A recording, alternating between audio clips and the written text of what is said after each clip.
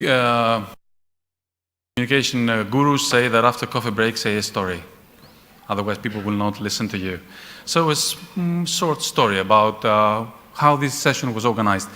A few months ago, we've been talking with colleagues in EASME about the session and how to make it more interactive, more interesting, more attractive. And we realized that one of the major strengths of the LIFE program is its beneficiaries, people. All across Europe, you see LIFE project beneficiaries and teams working with passion. You see people with a strong commitment to make Europe a better place to live, a better place to work, a better place to play. And this Info Day could not have been complete without the knowledge and inspiration of the LIFE beneficiaries. Therefore, ladies and gentlemen, dear participants, dear web streaming viewers, and members of the LIFE community, we are honored today to have with us three distinct members of the LIFE community. Our three guest speakers represent three different LIFE projects. Each one of the speakers has a different story to say, a different angle. But all three together, they can give so many tips and so convey their experience that can considerably elevate your proposal to the sky. Please allow me to quickly introduce them. So I will start with Blanca. Blanca Hurtado is a communication expert working in Spain for Foundation Global Nature, promoting nature conservation. Blanca and her colleagues in Spain enjoy so much working with LIFE program that their project Agri-Climate Change has worked so well that it has been awarded the best of the best LIFE project distinction in 2014. Blanca, thank you for joining us today. The gentleman there is Michel Millares. Michel is the CEO of the company GECO. GECO is an SME established in 2007 in France. Michel is working on an exciting sector, on biofuels. And he is trying to put in the market competitive priced biofuels made out of used cooking oils. And the most exciting element, which we discussed a few minutes ago, is that Michel is collaborating with other SMEs in France, and they have established a new business ecosystem to expand the business on various other streams, waste streams, working literally for closing the loop, circular economy. Michel, thank you for joining us today. And our third guest speaker, Jutta Jachl. I hope I pronounced it correctly. Jutta is a zoologist working with WWF in Austria since 2000. As you can imagine, Jutta loves animals, and especially one fish, the sturgeon. This amazing fish can live up to 100 years and can weigh up to a ton. Jutta and WWF Austria are working on the survival and recovery of sturgeons and long-term protection from illegal fishing and trade. Jutta, thank you for joining us today. And now I will pass the floor to Nadia, my colleague Nadia Lachmandas, working for EASME. And I will not say more in public about Nadia and our colleagues in EASME. What I would like to say to all of you is that if 4,500 teams have made it in the past, then you can make it. So for new beneficiaries, for potential beneficiaries, give it a try. LIFE deserves a try. And if you don't want or not be interested to become a LIFE beneficiary, then become a LIFE ambassador. Talk to your friends, to your colleagues, to the companies you are dealing with, and invite them to get closer to life, to follow life in social media, to follow live publications, to read publications, to attend live events. Life has something to give to everyone. It's the largest open, it's a massive collaboration platform for environment in Europe. So take advantage of it. Now the floor passes to Nadia. Nadia, you have the floor. Yeah. Thanks, Pavlos.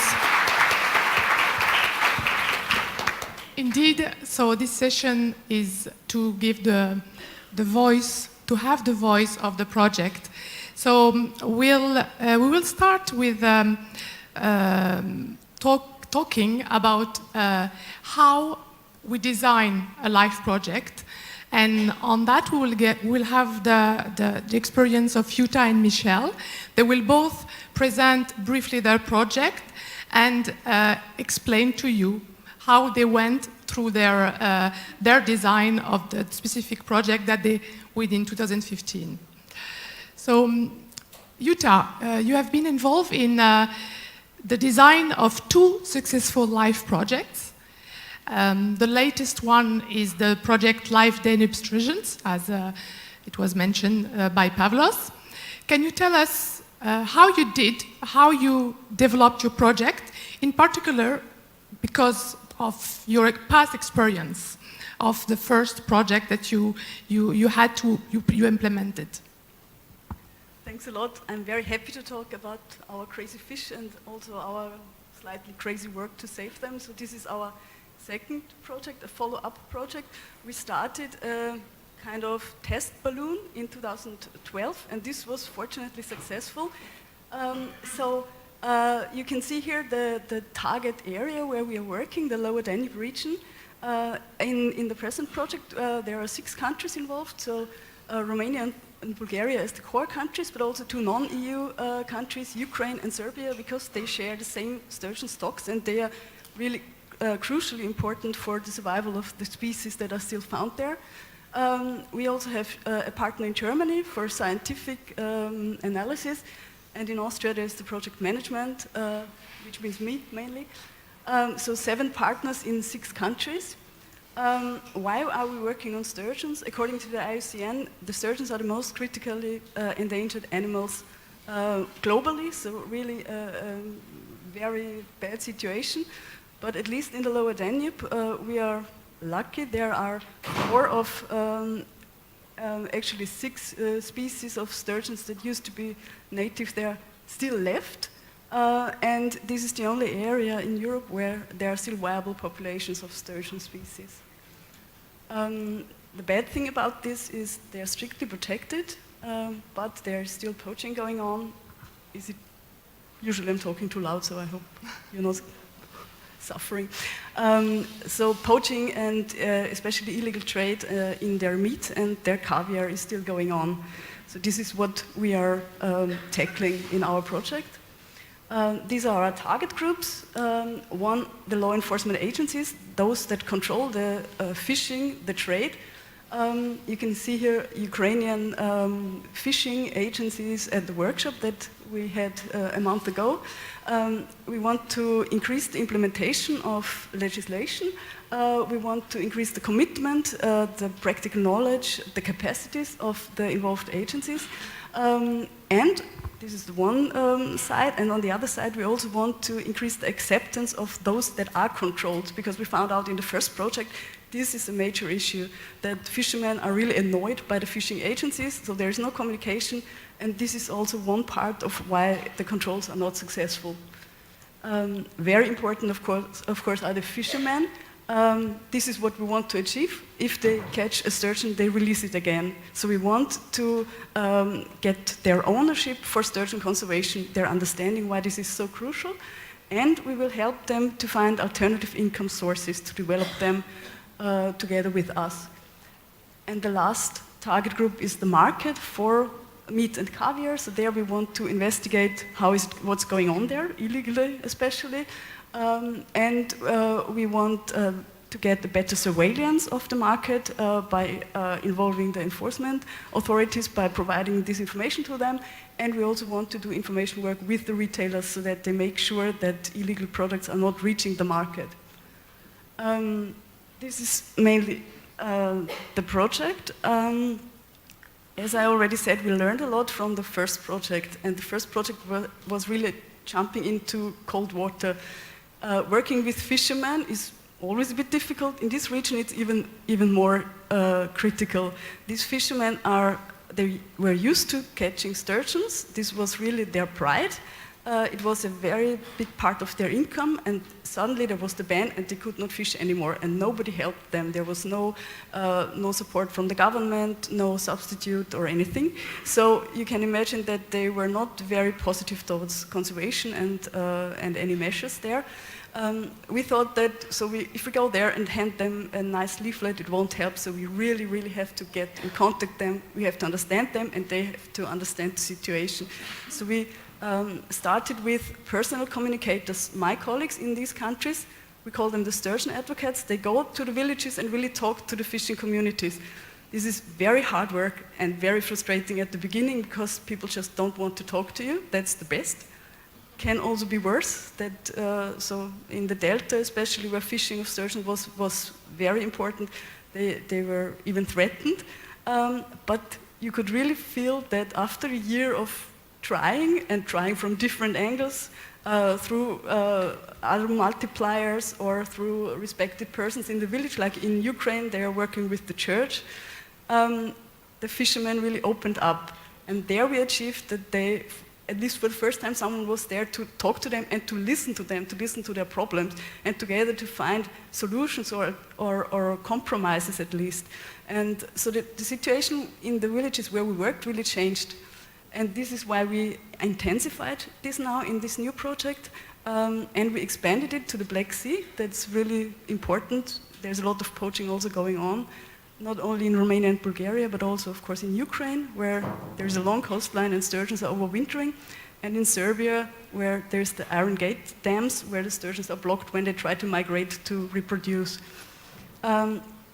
Also, a feedback we got in the first project, after they were happy that we talked to them, they told us, of course, talking is not enough yet. We really have to solve the problem. So in this phase now, we are really supporting fishing communities in developing alternative income. There are some very good ideas in the communities what could be done, but not how to do it. So administration, bureaucracy, there are obstacles that they can't really overcome by their own. So this is a central element of the new project. And yes, we really saw that there was hope that we could start, and now we really have to see that this hope is justified. And that with this income, there is pride that is not connected to sturgeon poaching. There is, of course, income because there are hardly any jobs available. There's no industry in this area, and there's something to do. When you visit these villages, for me, it's always like another world a bit. So really difficult situation. One of the tricky part on governance and information project like you have is to measure the impact. Mm-hmm. So can you tell us a few words about that? Yeah. So we have two ways now to measure this. In the first project already we did questionnaires, so we really went to interview representatives of our target group and had a very elaborated questionnaire to find out what is their knowledge, their awareness and their attitude at the beginning of the project and at the end of the project. This was very interesting also for us. We learned a lot, but it was not very easy to evaluate. So the results were not as clear as we were hoping for. So in the new project we developed a new tool. We call it the Impact Evaluation Tool. And there experts are evaluating levels. So we defined for each target group parameters. And for each parameter, for example, are they willing to talk to the project team? This is the parameter. We defined levels from -1, they are hostile, to 0, they are just not interested, to +5, they really, really want to cooperate, they come actively, they have suggestions by their own. And with a lot of these parameters, we try to find out if we really made an impact at the end of the project, which we're hoping. Thanks a lot, Jutta. So we understand the importance of involving the stakeholder from the beginning of the project. In your case, it was a process because you had indeed two successive project, or roughly successive, so you could learn from the first experience to feed in the second live project. Indeed, even a first submission of a live project, you are not starting from scratch, you're starting from understanding of your context and other project financed by your own funds or other funds. And of course, this is the main message that I get is understanding your context and trying to understand how you can solve the issues of around your challenges. So thanks a lot, Jutta. So now we will discuss, we will complete this information about the famous Close to Market project. Michel Bilares is managing a project under the climate change mitigation strengths, but still it's a Close to Market project. We will see that very clearly in his presentation.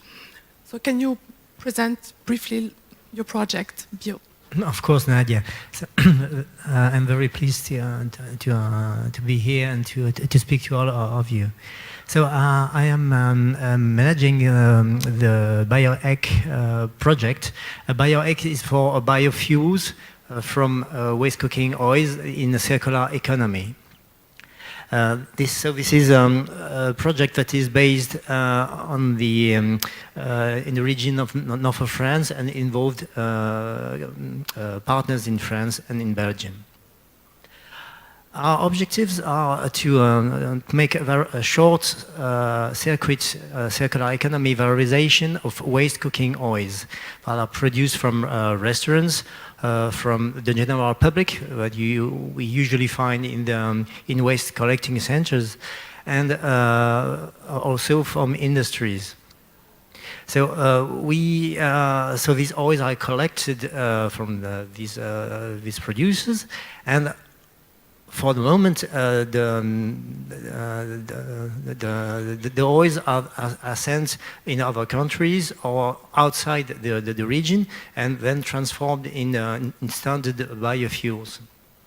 And what we propose is to relocalize the production and to transform these waste cooking oils into a biofuel, but in short size plants that are, I would say, to the correct size necessary for the region.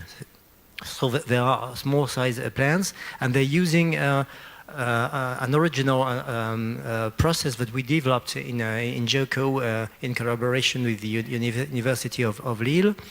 And this process is a biotechnology process, in the difference of the standard process that are used now, that are chemical processes. And this process, as a big interest, is that it uses no toxic elements, not toxic chemicals, and it has a very low energy consumptions. And we intend to valorize this biofuel in public transports, or in public vehicles. And we have a partnership with the city of Lille, and just at now, 3 vehicles from the city of Lille are running with our biofuel. So this model we want to validate completely in our region, and then to duplicate it in other French and European regions. And so, this is for this reason that we deposed a proposition for a live project, and we proposed 2 times, in fact, first time in 2014, and the proposition was rejected at this time, and we resubmitted in 2015, and then we succeeded. The objectives of our project are mainly to improve the collection of the waste from the general public, because for the moment the collection from the industries is quite good, but there is a large amount of waste cooking oil that are not collected at all, and these oils are mainly from the general public. So we want to improve this collection in our territories. Then we have to validate, to scale up our process. For the moment, we can produce. We have produced in a laboratory level, at a demonstrator level, and then we have to validate the process at the, I would say, industrial stage. Michel, Yes. I want just to thanks a lot, because you gave us already a lot of information. But what could be really interesting here is to give us how, because you're a business, huh? GECO is an enterprise, an SME. So how you have, what element of your business have you considered when you developed, what I understand, the second mission? Was it the main difference between the two Propositions. submission? And so can you tell us what are those elements? Well, we are GECO is a social company. So when we make the proposition, when we submitted, we presented, say the three pillars of the sustainable development. Thanks. So the social one, the environment one, and the business one, in our proposition, we developed, in the second proposition, we developed very much the economic model, because at the economic model at the European stage, because when we submitted the first time, we had quite a good knowledge of the French market, but very, I would say, insufficient knowledge of the European one. So we used the 6 months between the rejection and the second proposition to improve our knowledge, and then to develop these points as an important point. And so also we developed the social impacts, the climate, but also social impacts at the European level.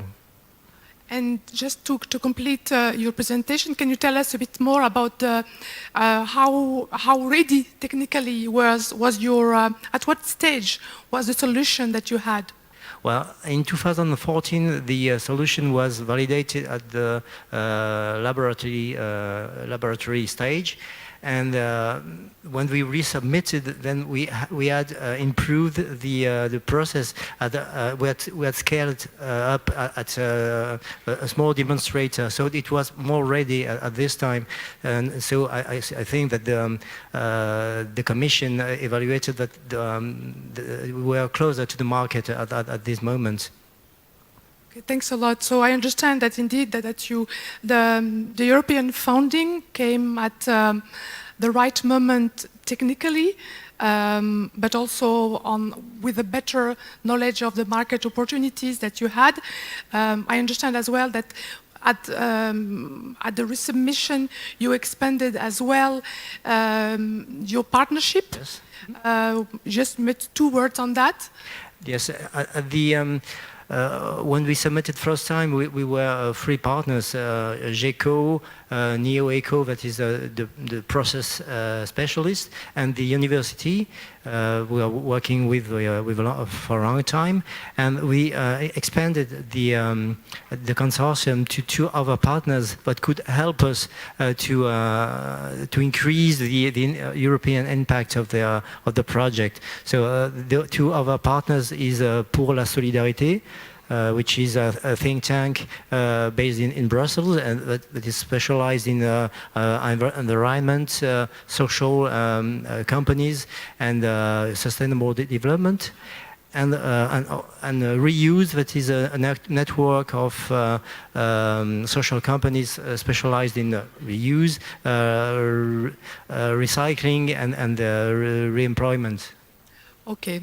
Thanks a lot, Michel, for all this good information.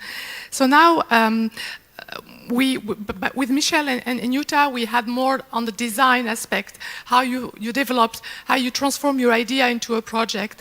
Now we will listen to Blanca Hurtado, and she will talk more about when you have done all that, when the call is open, you have to submit a proposal.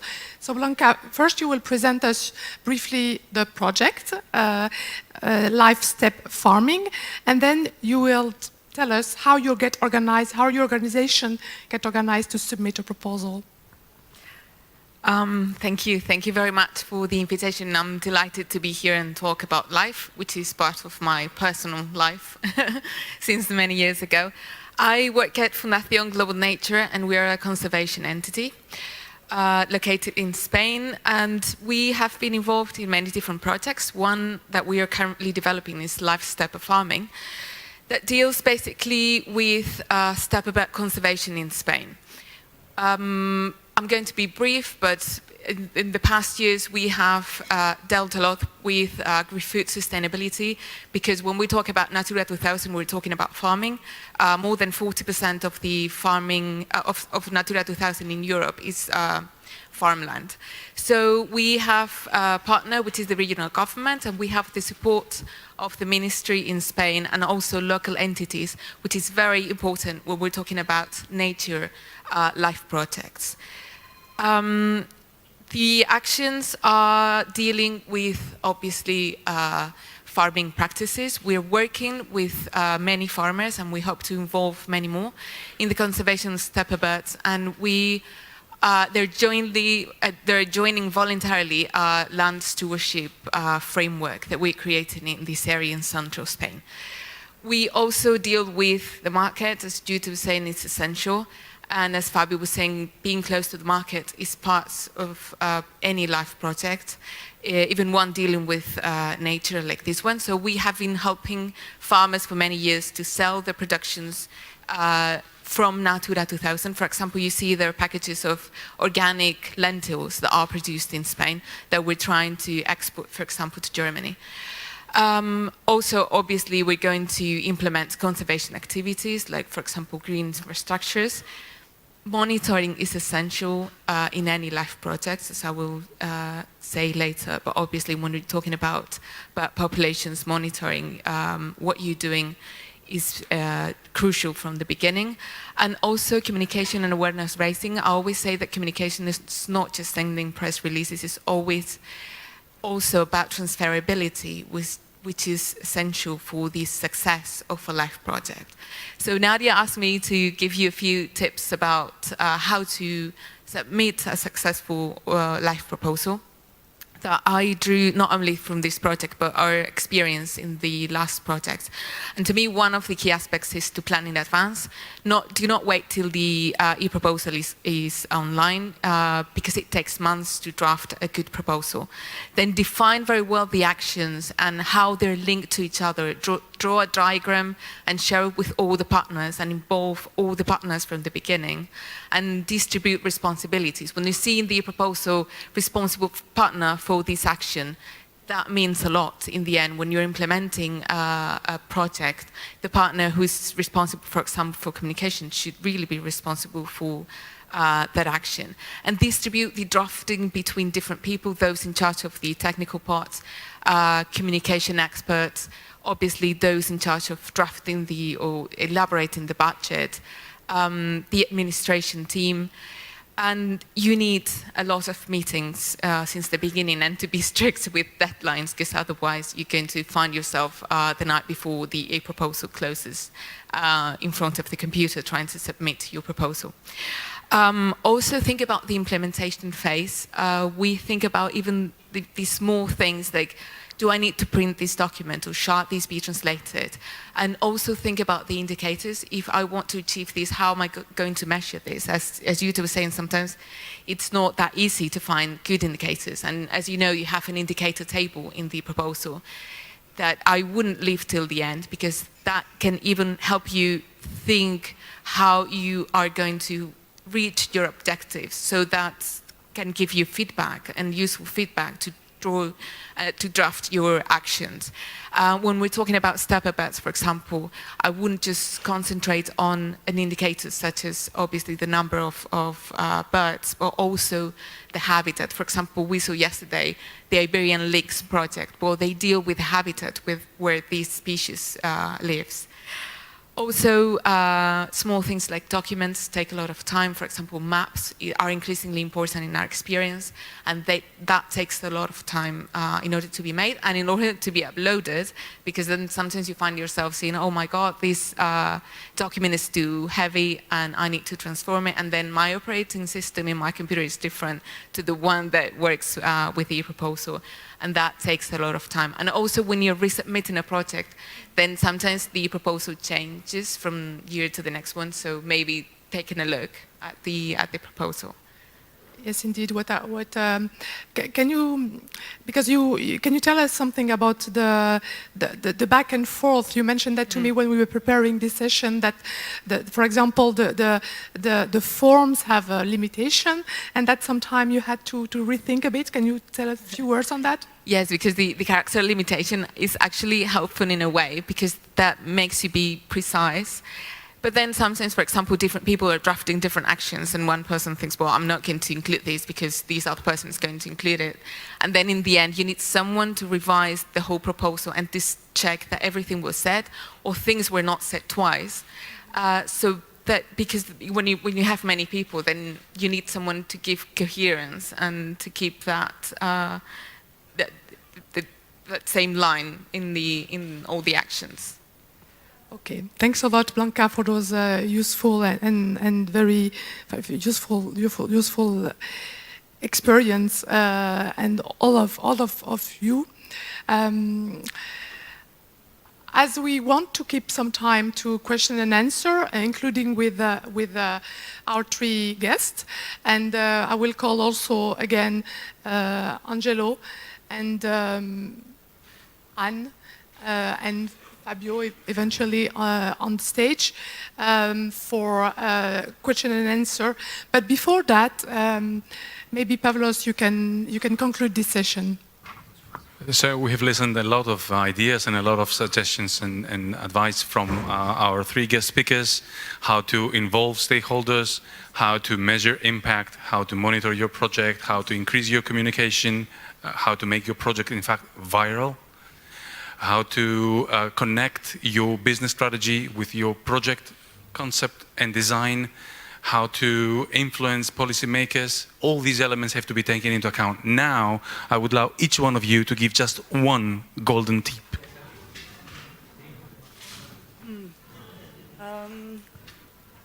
I think the most important is really to plan well, and to really understand the problem and really to tackle it in the right way.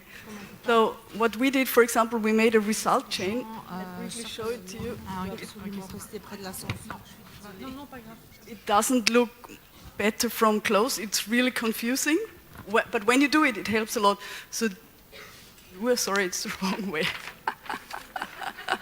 My mistake. So this is the problem. And from there, you really go back.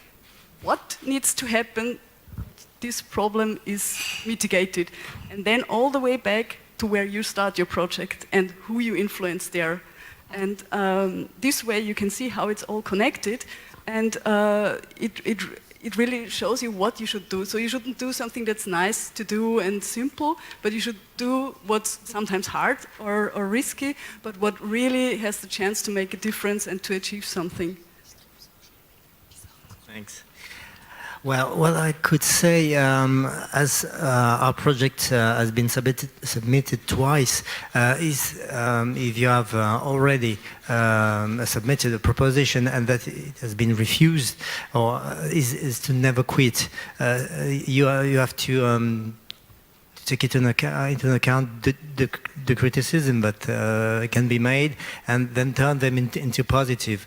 You can succeed on the second time. So that's all I can say. I would take life as an opportunity, even when you're drafting a project. And I think the transferability is essential. So think about the long term. We always try to impact public policies, for example. So how are you going to make things change, not only during the project, but when it finishes as well? Thanks a lot. Thanks a lot for all those good advices. So we will, for space issue, we will leave, and I will call again Fabio and Anne to join the three guests. There will be mics in the room. Angelo, you will have the task to chair and manage this session. Will I? Yes, you will. You chair a session like this, I mean. No, you just make sure that you have the questions. Raise the hands, but I have the light beam right in my eyes, so show it very well. So, so I can move here and get away from the light? Yeah, great. Wow. Come on, questions? One over there.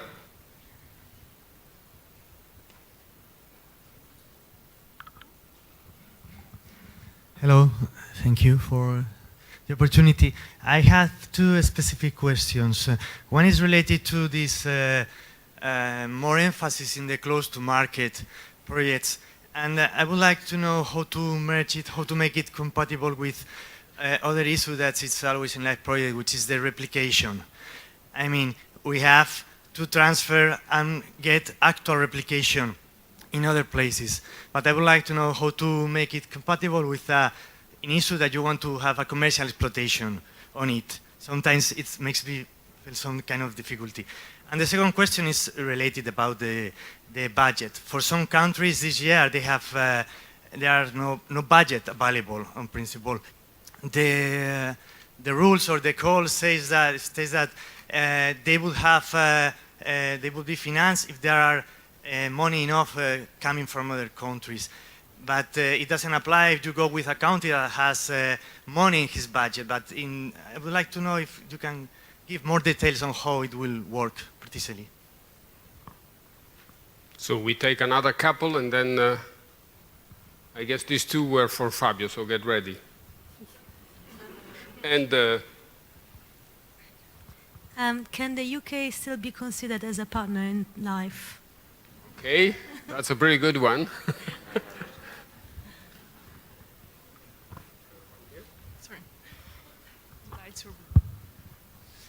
Hello everyone, I'm Valerio Giovannini from UEFA, and I've heard before that you would like to expand the Life Plus family, so I'm here to know if there are opportunities also for the sports sector.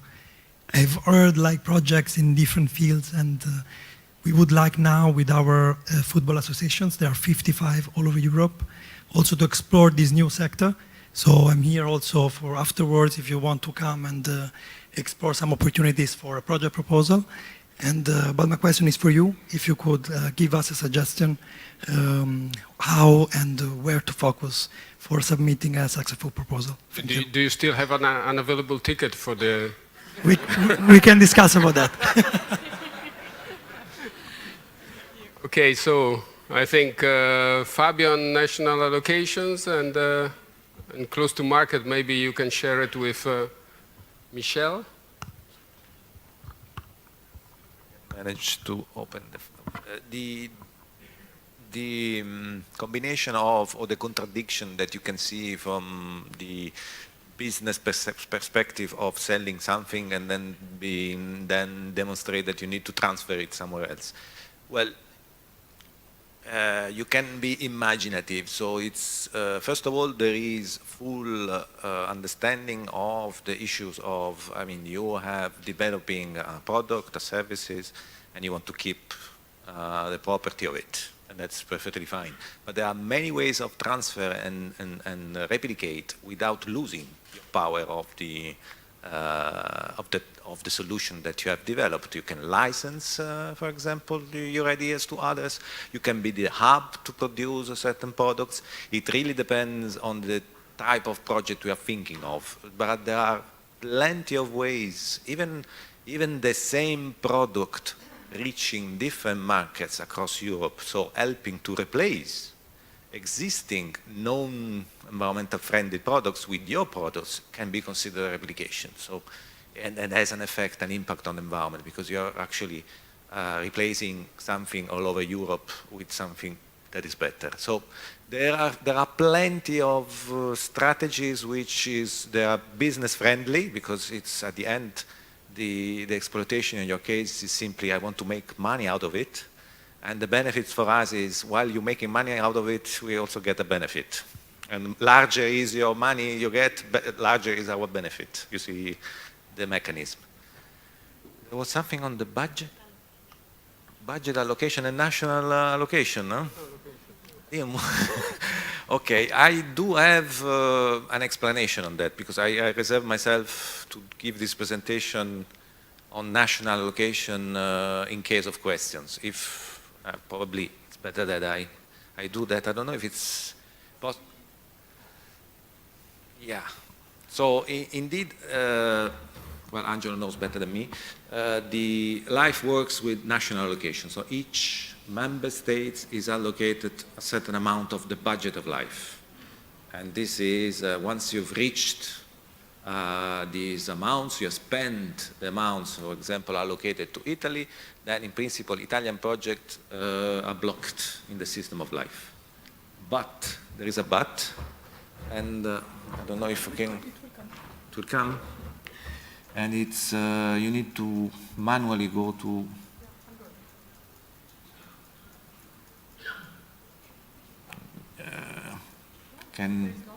yeah, because it's hidden. So whoever is in front of the computer needs to go manually to the last couple of slides. Otherwise, it will not show.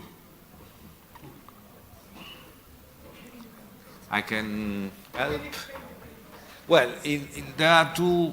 Okay, so where the situation, it would be better to have it on the screen, but we have a situation currently that several countries have finished their national allocation.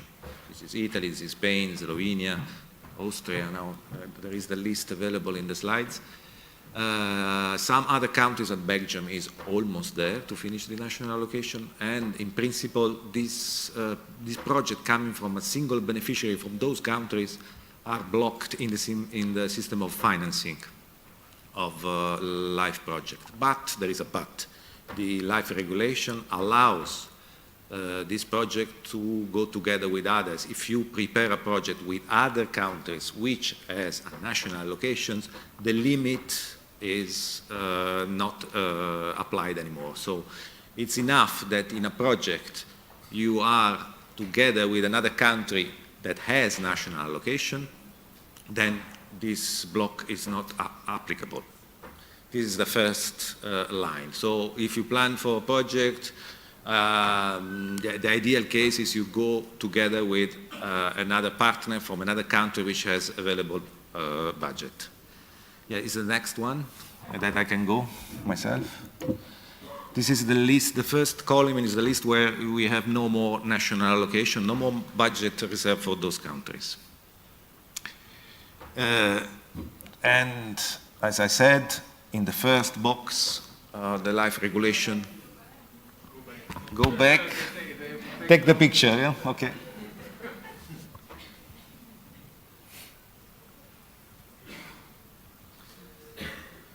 And if you do contact your national contact point, they have even more information available at their hands to help you.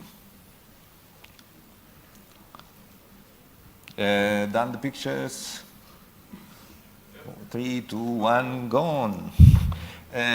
You received these slides anyway. So I was explaining that if you come together, teamed up with a member of with a country that has not exhausted the national allocation, the block will not apply to you. And it's enough one inside the consortia which has still national allocation. The other element is indeed national allocation will block you at a certain point if you come alone, for example, a project in Spain or in Italy. But if we go through the list of eligible projects which has national allocation and we go up to the end and we still have budget, then we will start again from those projects that were excluded, from the best to the worst in ranking, and select them independently from the national allocation. So, a practical example, in 2016, for the environment resource efficiency strands, we had indeed a number of projects that were excluded due to the national allocation. These were mainly Italy and Spain. But we reached the end of the list of environment resource efficiency approved project or recommended project, and we get back those projects that were excluded initially into the system. And to give you an understanding, we got back 80% of it, so the majority. The large majority of the project came back into the system because we had still budget and we didn't have projects from countries which have still national allocation available. So please do consider these two elements for the national. Don't be scared about national allocation. If you don't try, you don't succeed. And I mean, please take also into account, especially for the environmental resource efficiency, that starting from 2018, the co-funding rate will decrease from 60% to 55%, and that the budget is still under discussion, but it's moving. The budget that originally allocated to nature, that is 55% of the life budget, will increase to 60.5%. This means that the budget for environment and resource efficiency will be less. So in 2019, we will have less budget for environment and resource efficiency and less co-financing. So think twice before thinking of applying next year, but take your chance. Sorry to be long, but I think this is needed, otherwise it's more confusing. Did you understand? Yes, wow. Oh, that's great. Then you'll explain me. The other important thing is that the climate strength is not covered by the national allocation mechanism. So if you're really desperate, apply to Joël, who is willing to receive 2,000 proposals next year and stay here the whole night and evaluate them. The other two questions, UK. UK, for the moment, is considered a full member of the European Union and treated as such. Therefore, applications from UK, whether as coordinating applicant or as associated beneficiary in a project, they will be treated business as usual. This does not exclude, because I cannot, that at a certain point in time in the negotiation, which is ongoing, somebody will come and tell us, wait a minute, now we have changed the rules of the game and this is the way forward. I know it's quite difficult to appreciate, but clearly signing a grant agreement with a UK beneficiary for something that will last 6, 7 or 8 years in a situation like this where we are now, it poses a certain number of dilemma, but politically speaking, we are in a situation where this dilemma, we put it aside and we evaluate them just as they are. And last year, quite a number of UK applications went through. So it would be, I would say, pretty silly if UK applicants would not apply at this stage. Most likely, I'm not 100% sure, but it might be the last round that they have, at least as EU member. Then later on, if UK applies to be a member of the LIFE program, which is a possibility that they have, that's another story, then they would jump back into the pool where that they just left, but this is a matter of negotiation, so it's really completely out of my remits. UEFA and sports. We have quite a good tradition with sports event. I still remember the Athens Olympics, where we financed a project that developed and applied pretty successfully the full EMAS approach to the whole event, or at least to a big share of the event. It didn't stop there, but I am looking with a lot of interest to all these kind of networks that either are not really that visible in life because of their the way they work and their knowledge about the program, or because of our inability to really capture their attention. I met yesterday another kind of entity that somebody would not immediately think of, like a potential interested beneficiary in life. It's the Corps of the Carabinieri. It's the biggest defense corps that we have in Italy. And I realized that these guys, they're not only interested, they really have a shopping list of things that they would like to do with life. I'm talking about 120,000 people. So from our perspective as LifeIst, obviously these kind of stakeholders, they are massively interesting, like UEFA could be or anybody else. So even if you don't have the ticket. Next round of questions.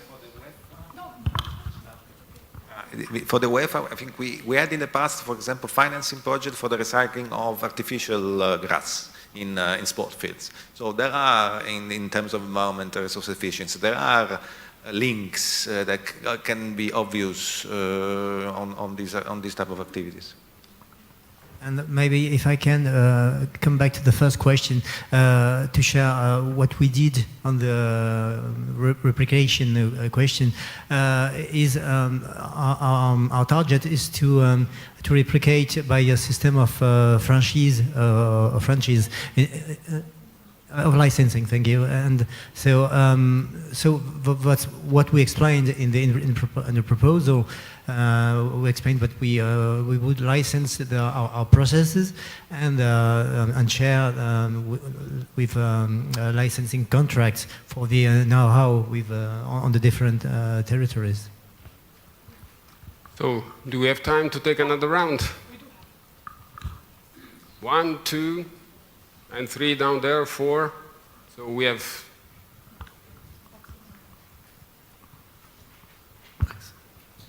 Rory O'Connor from Ireland.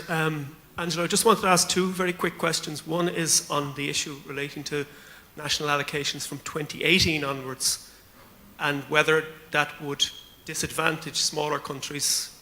That's the first question in terms of the reallocations.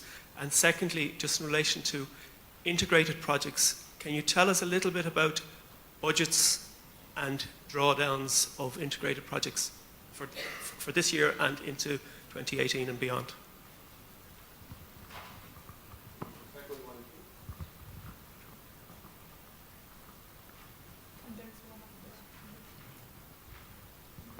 Yeah, I had a question regarding if life is subject to state aid.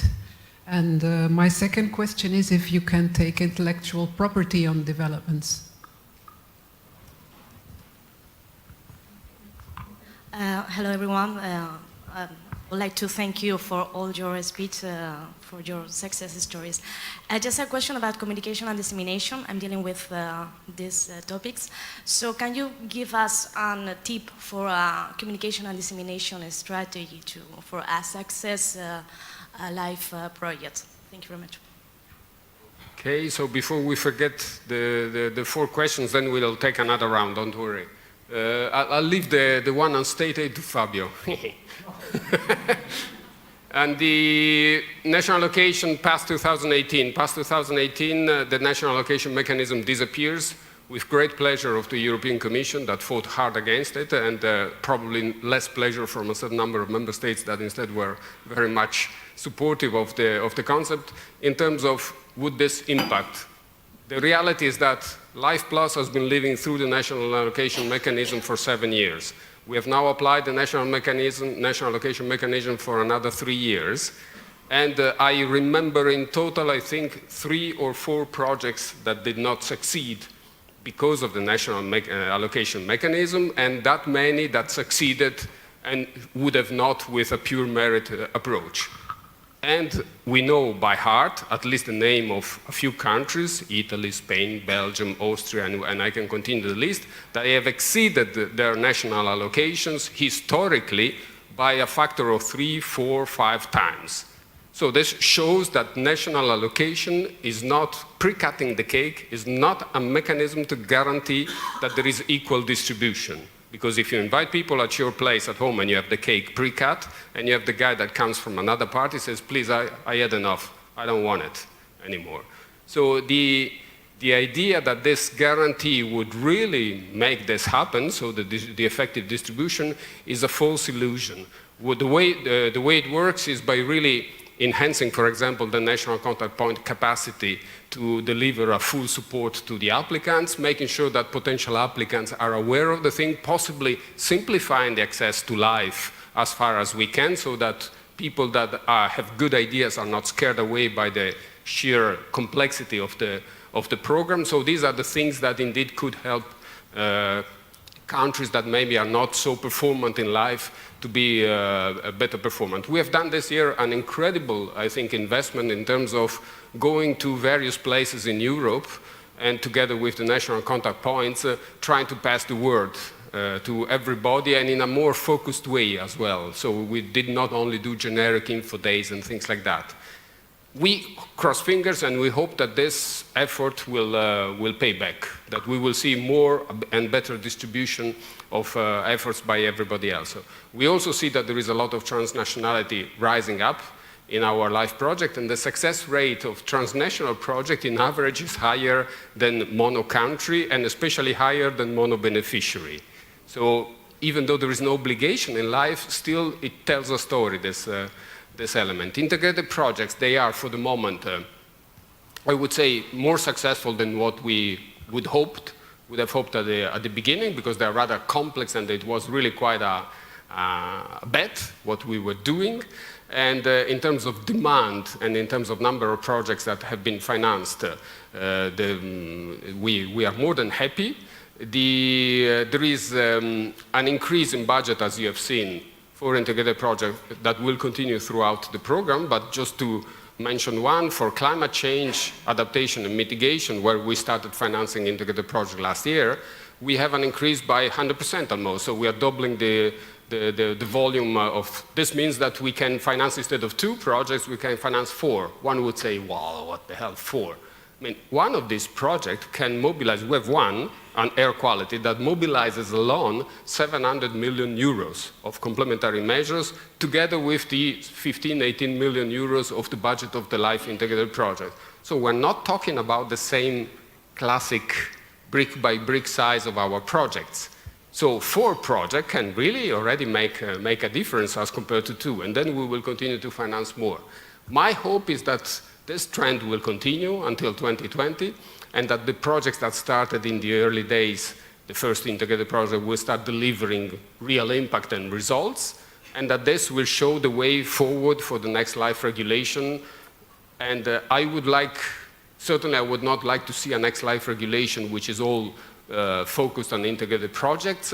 I would like to see more integrated projects, but I would like to see still the basis of LIFE success, which is traditional bottom-up approach projects, still there and being very visible. So the two approaches, they seem to be possibly the right recipe for the present and also for the future. I hope I have replied to the questions, and I think you have the one on state aid. Thank you for passing me an easy question. Now, first indication that we always say, you need to contact the national authorities and check with them on the reporting of state aid. In principle, financing, direct measures of financing from the European Union to applicant does not apply this rule. So in principle, it does not apply. So when it applies, for example, to structural funds, which are funds that are delegated to member states, which then are distributed to applicants, not to direct measures from EU to applicants direct.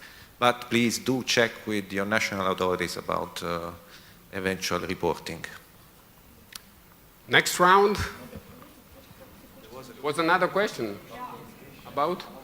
Communication, yeah, sorry. We have the 2 expert ladies on communication that should reply. You can fight. Okay. Well, I can only talk from my experience, and I wish I knew what makes a successful press release, for example, because you never know. But in our experience, for example, we try to make, especially with nature and biodiversity projects, we try to make the local population proud of what they have. Sometimes they're not aware of precious habitat or species. Some species are obviously more beautiful to the public, for example, an eagle or a wolf. But we have dealt with habitats that are very endangered and are not known by the local population.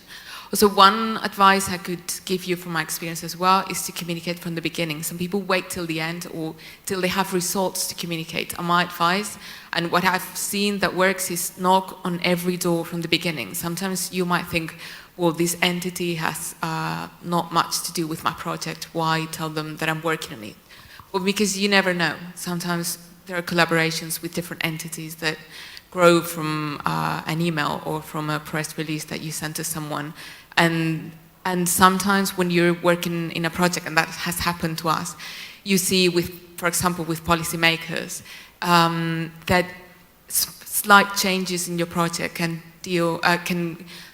end in even better results. For example, you don't want a public entity to tell you in the end of the project, at the end, well, if you had done this way, then we would have been able to use your results. But as you didn't, then we cannot implement these changes, for example.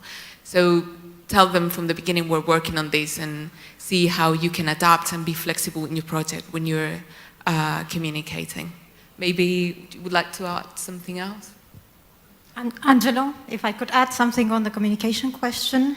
I'm also working for EASME on governance and information. So the basis of a good communication strategy is actually talking to the right people. Make sure you talk to the right people, the drivers of the problem and those who are most affected by the problem. And then the second step is go and talk to the people and adapt your communication tools to their needs. So no projects with actions only for kids, because they can solve it all, and no projects with actions that are using completely irrelevant tools for the audiences. So no apps to elderly or flooding people with apps that no one will use. Tough lady, huh? Next round and last round of questions, unless you don't want to go to eat. So 1, 2, and 3. So who has the mic? I would like to ask about the externalization of the project management in the budget. How can I justify the externalization of the project management?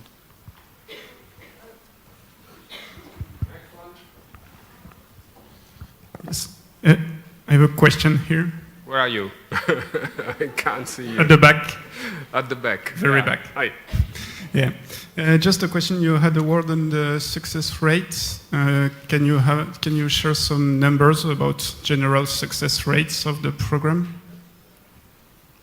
Good question. Next mic, owner.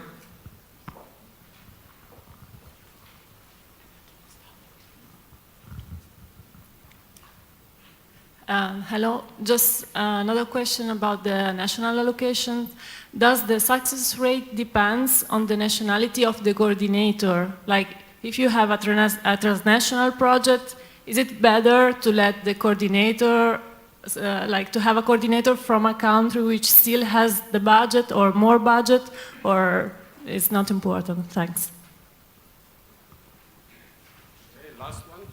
Hello, I would like to ask if it's possible to apply as a single applicant if you are a European network, so basically you represent more countries but being the only applicant. Okay, let's give it a try. Who starts? You start with the external. Okay. With regard to the external assistance for managing the project, so in principle we would assume that if you're the coordinator of a project that you're able to manage the project as well. If you don't have the in-house capacity to do this, then there is a solution to hire this type of consultancy, but then you have to do it through a natural person, so you cannot do it through a company. So this might be a solution if you don't have staff that is able to do it. The last possible solution would be external assistance, but then you would really need to motivate why you are not able to do it, why you want to coordinate a project and do the project management while you don't have this capacity in-house. So you will have I cannot give you the reasons because I don't know, but you will have to justify this and explain why you're not able, and you need an external company to assist you in this. Lovely. Success rates, they range from, correct me if I'm wrong, a minimum of roughly 12-13%, yeah, in the environment and resource efficiency area, to a maximum of 35% in climate change adaptation. Yeah? So if you want to choose where your ballot will have a better chance, you go again to Joël and company, so you apply for CLIMA.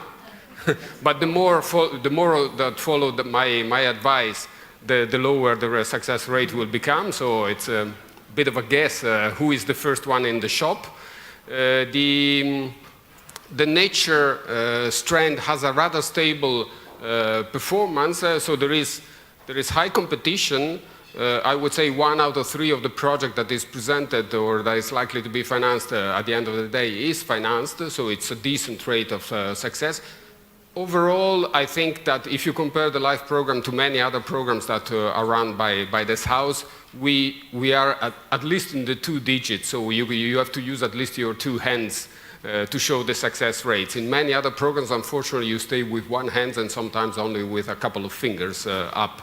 So we pay less well than many other programs, this is clear. Our rate of financing is much lower than many others. Our overheads are lower. What we offer is indeed a higher success rate, a certain number of focus areas where we are the only one, or almost the only one, that can really finance these kind of projects. And we offer, I think, a branding that it's quite valuable, because the LIFE brand, indeed, the people that receive a financing from us the day after, they don't know yet what misery they started, but they are extremely proud of themselves, because it's quite a challenge. And it opens quite a number of doors, nevertheless. And you get in return also a very, very robust partnership in terms of policy programs. So we are not the kind of people that give you the money and disappear. It's exactly the opposite. I have visited projects that ended 20 years ago. I went to the place to visit these people. These people were completely shocked by the fact that somebody would still have an interest in what they did 20 years before, but they were extremely proud. They opened their doors and they showed to us that there is an incredible level of sustainability in these projects. For the reason I told you before, because these people that are sitting behind what we call the beneficiaries, they are crazy about it. They're really pathologically, if you want, engaged in the thing. Then we had questions about a network and the national allocation. National allocation, again, it's for Fabio. No, simply it doesn't matter. It has to matter in terms of the design of the project. So you have to put as coordinator who best can do that in the logic of the project. And the one on the members, who has the courage? Can you repeat the question again on these members?